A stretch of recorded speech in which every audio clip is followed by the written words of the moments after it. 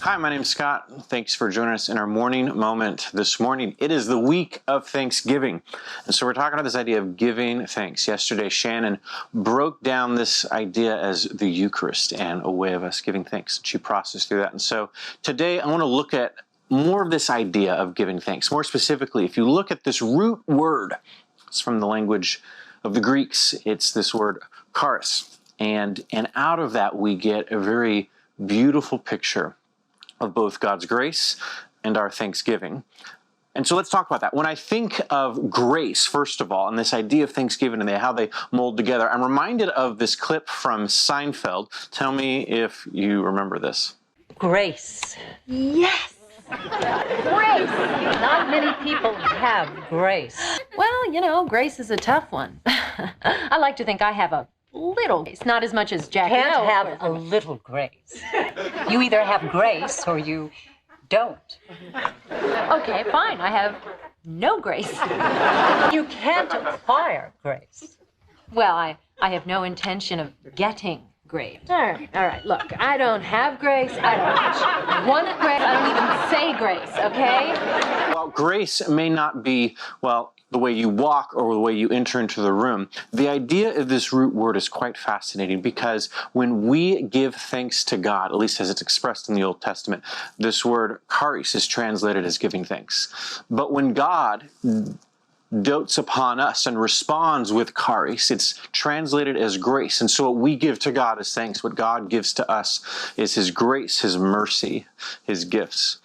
And it's this beautiful relationship that the New Testament paints in this picture, this word charis, because it is our response to God's love that is a thankful expression. In fact, giving thanks is the first step in worship. But it's God's response of grace and love that sustains us and gives us life.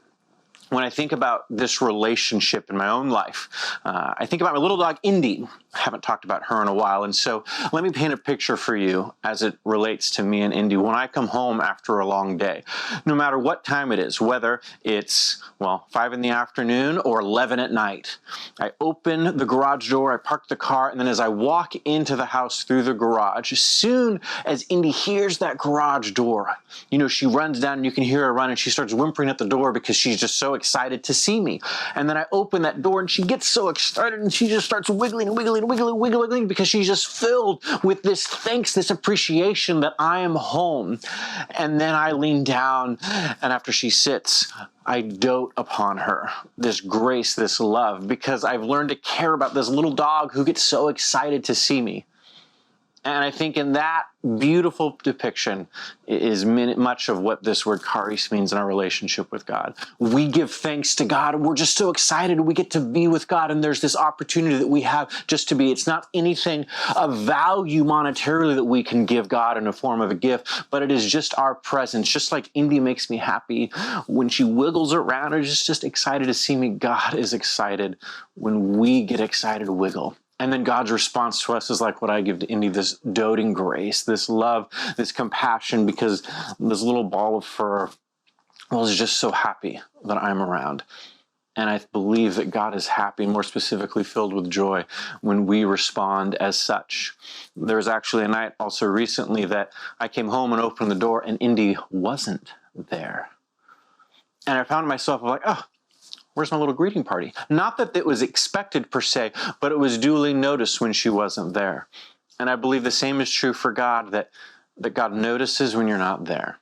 Not in an angry way or an upset parent way, but in a way of He misses you. He misses that interplay of charis between us giving thanks to Him and Him doting His grace upon us.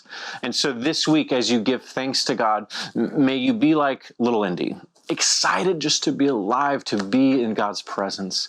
And may you be reminded of the fact that God wants to dote His grace and His love upon you, filling you up and sustaining you so that you have not just the strength, but the inspiring hope to continue to be, yourself, to be who He's called you to be. May you have a wonderful Thanksgiving this week, and may you remember this idea of charis, our thankfulness, His grace, in relationship together. See you soon.